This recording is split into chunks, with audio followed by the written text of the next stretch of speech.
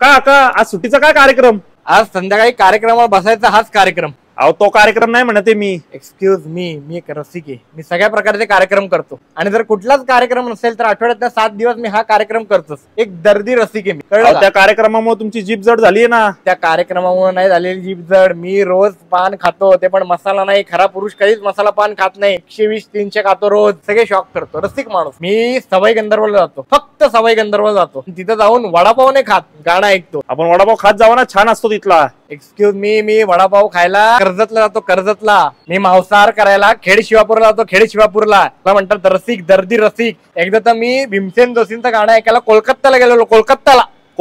हा, आणि आणायचा मग कंपनीची मीटिंग होती, ती पण अटेंड करून आलो. काय काका, कंपनीची मीटिंग होती म्हणून तिकडे गेलता? एक्सक्यूज मी, कंपनी आज आहे उद्या नाही, पण भीमसेन जोशींचा स्वर हा कायम आहे. मी तानसेन नसतं, मी कानसेन आहे. एक रसिक माणूस आहे. तुम्ही आम्हाला शिकवू नका रसिकता म्हणजे काय. मी आता भारत पाकिस्तान वर्ल्ड कपची मॅच बघायला अहमदाबादला झालं. अहमदाबादला काय बोलता, तिकीट मिळाली तुम्हाला? हा, मग ट्रेनची तिकीट मिळायला काय अवघड आहे? अहो ट्रेनची नाही, मॅचची तिकीट मिळाली. स्टेडियम मध्ये फक्त कसोटी बघतो, कसोटी. गर्दीत मी नाही जात, मी दर्दी आहे. काका तुम्ही आता घरी जावा. तुमचा घरचा रसिक, तुमची बायको तुमचा रस काढ. एक्सक्यूज मी, मला बायको वगैरे कोणी नाहीये. मी रसिक माणूस आहे. सगळ्या कार्यक्रमांमध्ये मला भाग असतो. अजूनही मी मुली बघायला जातो. आजही मी शाळेबाहेर जाऊन उभा राहतो मुली बघायला. रसिक माणूस, रसिक. चेन उघडी. मी सगळीकडे लक्ष असतं माझं. रसिक माणूस आहे मी. लक्षात घे, ज्याला दिसतं तो प्रेक्षक, तो पाहतो तो रसिक. सगळं पाहतो मी. म्हणतात दर्दी रसिक.